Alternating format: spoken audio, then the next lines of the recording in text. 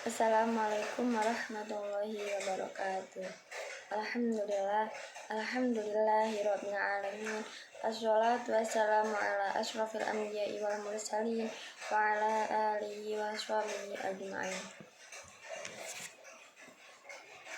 Sebelum kita melakukan pertemuan yang singkat ini, alangkah baiknya jika kita awali dengan mengucapkan rasa syukur kita kepada Allah Subhanahu wa Ta'ala, sebab karena kebaikannya kita bisa dikumpulkan pada hari yang berbahagia ini. Tak lupa sholawat serta salam kita panjatkan kepada kasih Allah, yakni baginda Nabi Muhammad SAW, kepada keluarganya, sahabat, dan semoga sampai kepada kita sebagai umatnya yang mudah-mudahan terus istiqomah dalam menjalani sunnah-sunnahnya dan semoga mendapat syafaatnya di yaumul qiyamah. Amin amin ya rabbal alamin. Sebelumnya, perkenalkan saya Julita Mutiara, mahasiswa S1 Kebidanan. Di sini saya akan memperkenalkan salah satu pemimpin Aisyah, yakni Siti Hayyinah. Siti Hayyinah lahir di Yogyakarta pada tahun 1906. Putri dari Haji Muhammad Najwa, seorang aktivis Muhammadiyah dan pengusaha batik.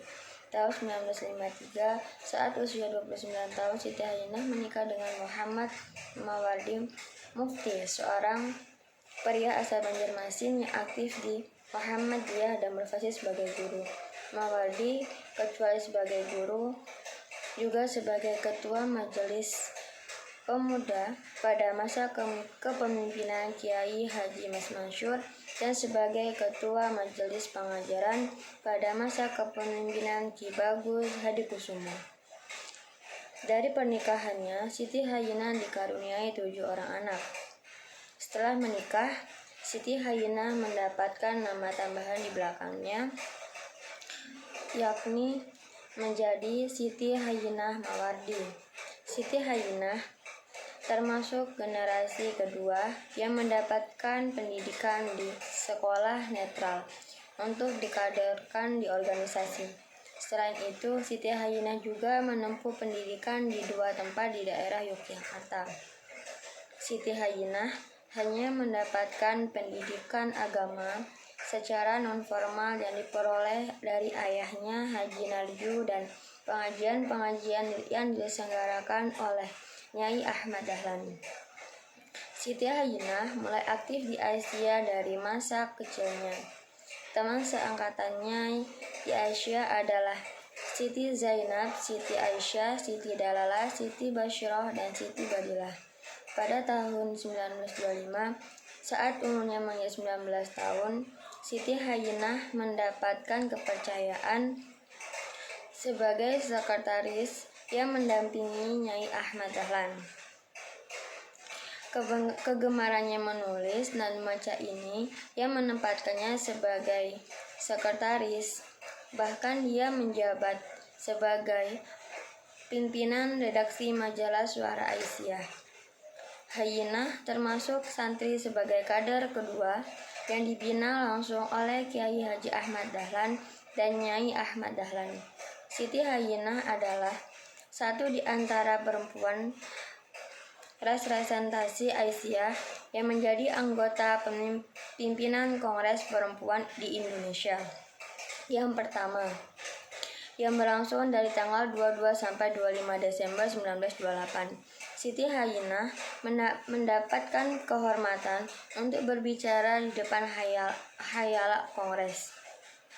Tepatnya pada rapat umum ketiga tanggal 25 Desember 1928, sebelum kongres ditutup, pidatonya diberikan judul Pemersatu Manusia. Tema ini jelas sangat kontekstual dengan semangat persatuan yang di tengah diganda-gandakan dalam penyelenggaraan Kongres Perempuan di Indonesia yang perdana. Menurut Siti Hayyinah,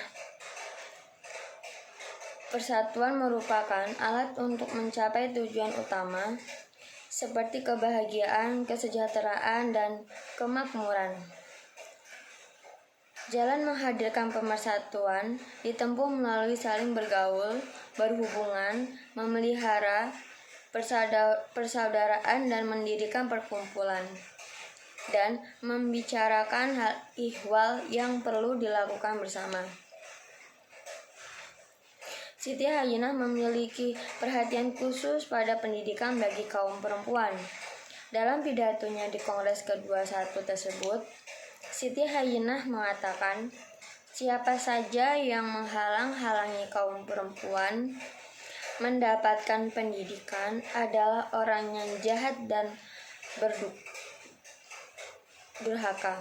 Sepak terjangnya dalam memberikan ruang belajar bagi perempuan direalisasikan melalui usulan berdirinya perpustakaan bagi kaum perempuan dan mengusahakan berdirinya badan penerbitan majalah khusus untuk kaum ibu. Dia mengajak untuk kaum ibu menggemar membaca. Di Aisyah, Siti Hayyinah 5 kali didaulatkan sebagai ketua, yakni pada tahun Siti Hayyinah memegang amanahnya sebagai ketua untuk pertama kali di dalam Kongres Muhammadiyah ke-31 di Yogyakarta. Selain aktif di Asia, Siti Hayyinah juga aktif di Badan Penasehat Perkawinan, Perselisihan dan Perceraian, sering disebut dengan BP4, atau bisa Gabungan Wanita Islam Indonesia, Badan Musyawarah Organisasi Islam Wanita Indonesia. Di BP4 karirnya melejit dari anggota sampai menjadi ketua dalam beberapa periode. Siti Hayyinah merupakan perempuan aktivis yang sangat menghargai kreativitas dan amal.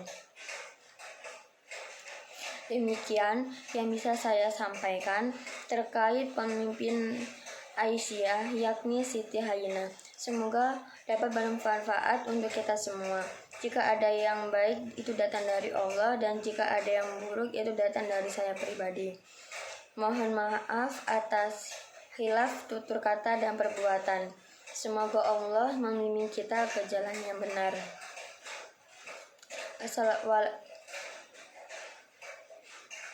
Waalaikumsalam warahmatullahi wabarakatuh.